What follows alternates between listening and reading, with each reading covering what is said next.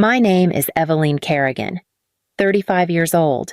I am the kind of woman who believes in doing the right thing even when no one is watching. That habit has cost me sleep, friendships, and, apparently, this job. Mark Calloway, my boss, sat behind his mahogany desk, his voice measured, almost rehearsed. After a conversation with your coworker this morning, he said, pausing to savor the moment, "We can't keep you here anymore." The words fell with the precision of a verdict. I stood still, my palms cold but steady. 5 years of work, late nights, and quiet loyalty condensed into a single sentence. I smiled not out of politeness, but because I had already accepted this ending. I reached into my bag and placed a cream-colored envelope on his desk. "I know," I said softly. Mark leaned back, eyebrows raised, trying to read me. "Is this supposed to be your resignation?" His tone carried amusement, the kind men use when they think they've already won. He tore the envelope open, chuckling. "You made this easy for both of us." Eve. But as his eyes moved down the page, the amusement drained away. His fingers stopped mid-turn. The silence in the room changed texture, thick, electric. He read the final line once, then again. Copies of all evidence have been submitted to Human Resources, the legal department, and the ethics board. The color left his face. He looked up, his voice no longer steady. "You went to the board." I met his gaze. I went where the truth belongs. For a moment, neither of us moved. The ticking of the office clock filled the space between us. Then I gathered my coat from the chair, nodded once, and walked out before he could find the right threat to hide behind. In the hallway, my breath came slow and clear. I didn't feel triumphant, only certain. By the time the elevator doors closed, Mark Calloway was already dialing someone in a hurry. 3 weeks earlier, I had made the mistake that led us here. I believed someone everyone else refused to hear. 3 weeks earlier, the office buzzed with the usual noise phones, chatter, the faint hum of ambition. I remember seeing Nora Santos standing by the break room window, holding a folder too tightly. Her eyes red. "Are you okay?" I asked. She blinked fast, as if trying to keep herself from unraveling. "You know the wellness campaign I pitched last month, the one with the neighborhood clinics?" I nodded. It had been fresh, smart, and distinctly hers. "They're running it," she said, voice cracking. "Same concept, same copy lines. Only now it's called Mark's idea." I hesitated. Around here, ideas changed hands quietly, without credit or apology. But Nora wasn't the type to invent stories. She showed me her draft's timestamps, email chains, everything. "Have you told him I asked?" She gave a bitter laugh. "I did. He said I should be flattered. The department was inspired." I stared at the printouts. They were identical to the campaign rolling out next week. "You should take this to HR." "I already did," she said. "They told me to let it go for the good of the team." Her hands trembled. "Eve, I know this could make things worse, but would you help me file a formal complaint?" The question hung in the air. Around us, the office moved on, coffee poured, keyboards clicked, people pretending not to see. I thought of all the times I'd watched someone stay silent to keep their job. I didn't want to be another name on that list. "I'll help," I said. We spent nights after hours collecting evidence metadata, draft versions, even Nora's early sketches. She was careful, desperate, scared. When she filed the complaint, the reply came faster than expected. "Case closed, no violation found." The next morning, her desk was empty, her badge left on the keyboard. The message in the group chat said she'd resigned for personal reasons. Everyone accepted it. Everyone except me. Because the night before, I had seen the message Mark sent to HR handle this quietly. "She's not worth the trouble." By the following week, Nora's name was no longer spoken aloud. People just said what happened and glanced toward her empty desk. I started noticing the change before I could name it. A meeting I'd helped schedule suddenly moved to a different time without my invite. The project board where my notes used to hang was wiped clean. When I asked Daniel, my supervisor, he smiled too easily, just simplifying communication. Eve, fewer cooks in the kitchen. That afternoon, I overheard two analysts whispering near the printer. She's the one who backed Nora, right one said. Yeah, HR's watching her now. Heard she encouraged the whole complaint thing. They looked up and saw me. The silence after was sharper than the gossip. I kept my head down, but my inbox told the story for me. Every email from Daniel now included a new recipient, Leah from HR, copied quietly at the end. When I stepped into his office, he didn't even look up from his screen. Is there a problem, I asked? He sighed as if I'd already taken too much of his time. Eve, this isn't personal. But after Nora's situation, upper management wants oversight, just procedure. Procedure for what? For clarity, he said, finally meeting my eyes. You've been outspoken lately. It makes people uneasy. Uneasy. The word landed like a bruise.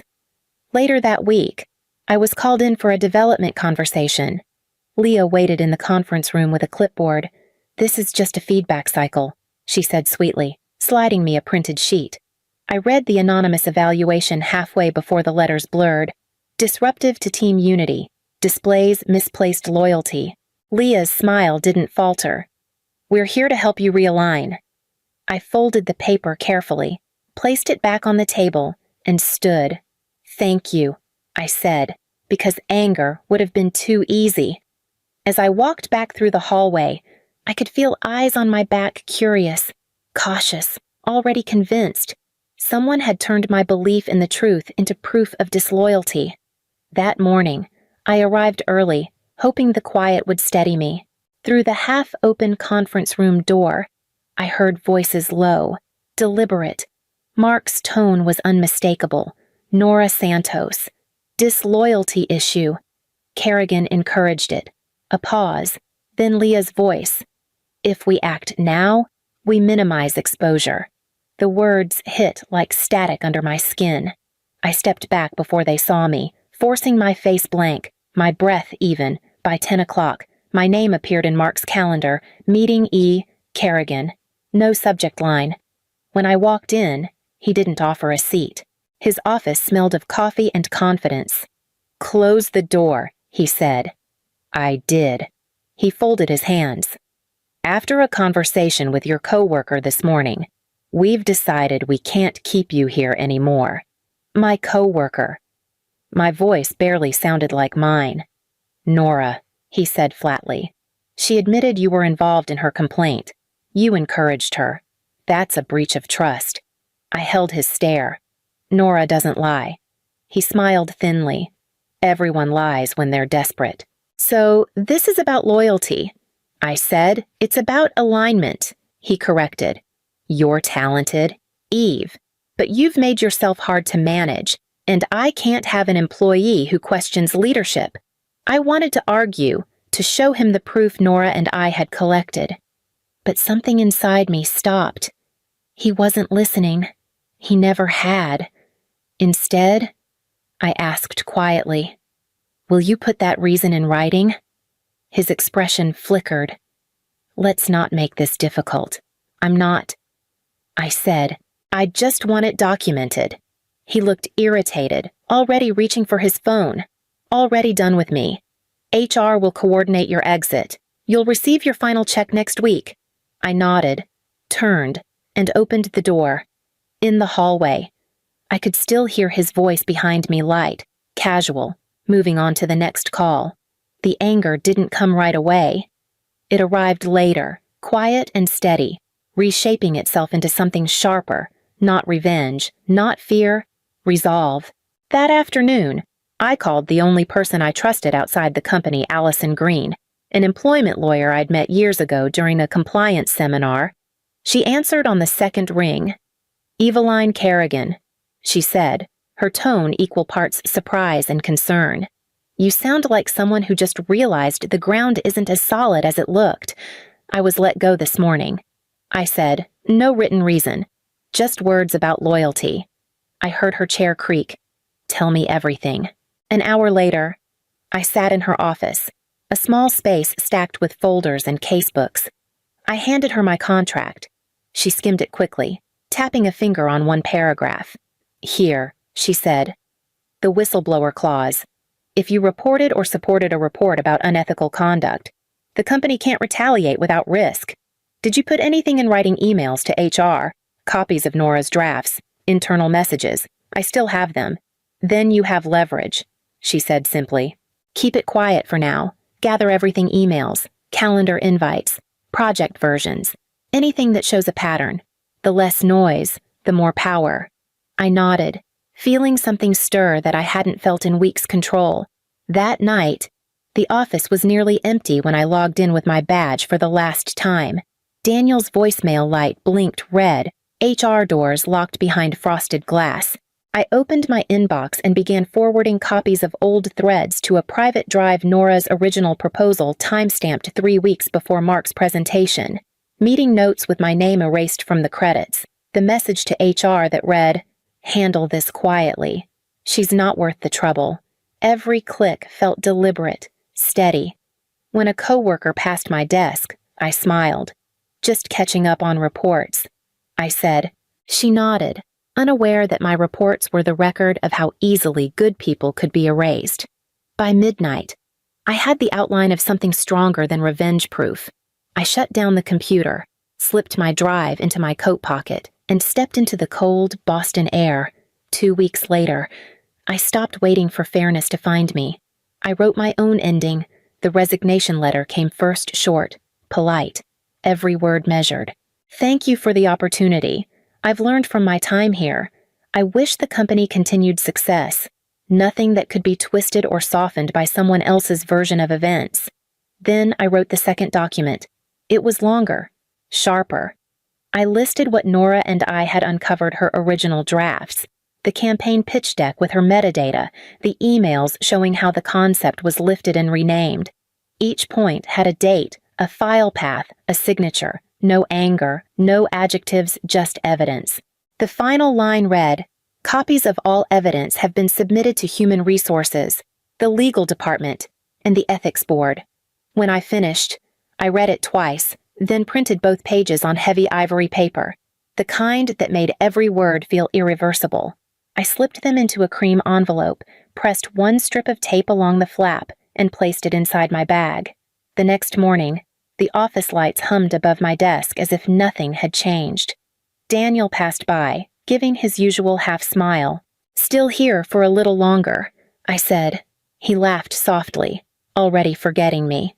At 9:30, I walked to the copier room to make one final scan. The machine hummed as it captured every page, one after another. I watched the red light glide across the paper like a quiet witness. When I returned to my desk, I tucked the copies into my coat pocket and sat back, breathing evenly. Around me, keyboards clicked, phones rang, people planned the next campaign. They had no idea how much of the old order was about to shift. By the time I reached for my coffee, my hand was steady again. The envelope rested beside it, pale and perfect. Tomorrow, it would cross Mark Calloway's desk, and for the first time in weeks, I felt calm. When I walked into Mark's office that morning, he was already smiling too wide, too sure of himself. "Eve," he said, gesturing to the chair across from him. "I was wondering when you'd come by. Ready to move on?" "Yes," I said, placing the envelope on his desk. "This is my official resignation." He glanced at it and chuckled. "Well, that saves us paperwork." He tore the flap open, scanning the first lines. Polite, professional. "I appreciate that." His tone softened into mock sympathy. "I'm sorry it had to end this way. You're talented, but sometimes people dig holes they can't climb out of." I stayed quiet. His fingers turned another page and stopped. The silence changed. His eyes narrowed as he flipped faster, reading the attached report. What is this? His voice cracked slightly. Documentation, I said evenly. Documentation of what everything Nora and I discovered. Each file has a timestamp and author record. You'll find your name in several of them. He swallowed hard. You went to the board, I went where the truth belongs. He stood abruptly, hands flat on the desk. Do you have any idea what this could do to your reputation? The industry is small. Eve, I can make one call. I met his eyes. You can make 100. The timestamps won't change. He stared at me for a long time, searching for a weakness that wasn't there. Then he sank slowly back into his chair, color fading from his face. I suppose you think this makes you righteous? He muttered. No, I said. It just makes things accurate. I turned toward the door. Behind me, I heard paper rustling, the faint clatter of his phone as he reached for it with shaking fingers. I didn't look back. The sound that filled the hallway as I walked away wasn't shouting, it was silence, deep and clean. The first morning after I left Horizon felt quiet in the wrong way. I made coffee, sat at the kitchen table, and stared at my laptop screen. No calendar alerts, no unread messages, no purpose. At first, I told myself it was rest. I answered a few job postings, wrote careful cover letters, waited. A week passed, then 2. The replies never came. When I called a former colleague, her tone was polite but distant. You know how it is, Eve, she said softly. People just don't want to get involved right now. I thanked her anyway and hung up before she heard how hard it was for me to swallow. Nora called from a new number one evening. Her voice carried both relief and exhaustion. I'm working part-time at a non-profit, she said. Nothing fancy. But I can breathe again. I'm glad. I told her. She hesitated. You still believe it was worth it? I wanted to say yes without thinking. Instead, I said, I think truth costs what it costs. We sat in silence for a moment before she added quietly, whatever happens, I'm grateful you didn't let them bury me. Then the line went dead, and the house felt too large again. Days blurred together. I walked along the harbor, applied to smaller firms, watched my savings shrink like tidewater pulling back from shore. There were moments when I wondered if Mark had been right, if I'd made myself unhireable by telling the truth. That night, as rain tapped the window, my laptop chimed. A new email. Subject investigation opened message. Thank you for your integrity. The board has initiated a full ethics review. You will be contacted if testimony is required. Signed, Horizon Media Board of Directors. I stared at the words until the screen dimmed. The house was still, but something inside me began to breathe again. 3 weeks after the email from the board, my phone rang while I was sorting through a pile of unanswered job applications. The caller ID read Horizon Media. I almost didn't answer. A woman's voice, calm, formal, came through. Ms. Kerrigan, this is Margaret Fulton, Chief Executive Officer. I would like to speak with you about recent developments at the company. I sat down slowly. I'm listening. There has been an internal review, she said. The board found evidence supporting the claims you submitted. Mr. Calloway has been suspended pending further investigation, and our Human Resources Director has resigned. Ms. Santos's original complaint has been officially reinstated and validated. I let her words settle. For the first time in months, I felt something like quiet justice. Margaret continued, We owe you an apology. I want to personally offer you reinstatement at Horizon with a promotion to Senior Communications Director. We will also be issuing a public acknowledgement of the events. Her tone was careful, more negotiation than contrition. I appreciate that, I said.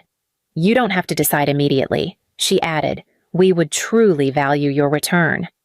I took a breath. No, thank you. The line went silent. Then, may I ask why I spent years working there, believing I had to earn my voice? I said, I'm done asking permission to use it. A pause, then a quiet sigh. I understand. For what it's worth, you did the right thing. When the call ended, I stared at my reflection in the dark screen of my laptop. Allison had told me the week before that she was leaving her firm to start a consultancy focused on workplace ethics and that she wanted a partner. That night, we met at a small cafe by the river. "You really turned them upside down," she said. "I just showed them what was already there." I replied. Allison smiled. "So, are we building something new?" I nodded. "Something honest." 6 months later, I sat in a co-working space overlooking Boston Harbor, the hum of new beginnings surrounding me.